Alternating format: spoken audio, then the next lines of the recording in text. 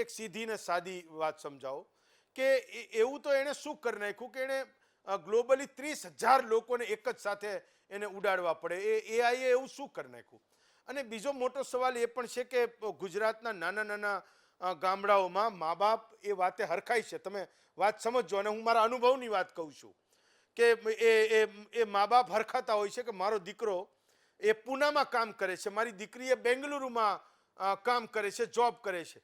અચ્છા, બીજો મુદ્દો એ પણ છે કે જ્યારે આઈટીની વાત છે તો નાના નાના ગામોમાં એવી ચર્ચા થાય કે ફલાણાના દીકરાનો, ફલાણીની દીકરીનો 4 લાખ રૂપિયા પગાર છે. તો એક મહિનાનો કોઈ સામેથી પૂછે પણ ખરું કે ભાઈ 1 મહિનાનો 4 લાખ? તો કે હા, 1 મહિનાનો 4 લાખ. એમ 50 લાખ રૂપિયા એક નાના એવા ગામમાં, નાના એવા પરિવારમાંથી કોઈ વ્યક્તિ પૂના, અમદાવાદ કે બેંગલુરુમાં કે હૈદરાબાદમાં જઈને કામ કરે તો એ ગામમાં એનો રુતબો રાજા જેવો હોય છે.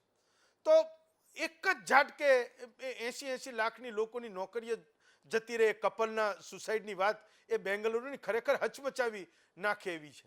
તો શું ખરેખર બધા એવું કહી રહ્યા છે કે આપણે હજી આ શરૂઆત છે, આ જસ્ટ બિગિનિંગ છે?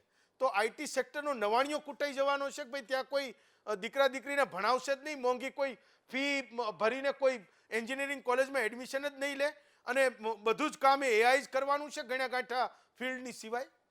એ લોકોને હટાવીને એ મશીન પર પૈસા લગાવી રહી છે, એઆઈ પર રૂપિયા લગાવી રહી છે. કંપનીઓ પ્રોફિટ કમાય છે, શેર ધારકો અને એના ફાઉન્ડર્સ એ અમીર બની રહ્યા છે, પણ ખર્ચ ઘટાડવા એ લોકોને એ કાઢી મૂકે છે. એ પછી એ પૈસા એઆઈ, એના ક્લાઉડ અને ઓટોમેશનમાં લગાવી રહ્યા છે.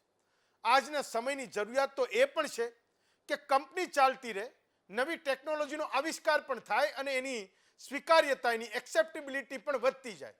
પણ આ બધી વાતોની સાઈડ ઇફેક્ટ એ માણસની નોકરી જતી રહેવાની છે.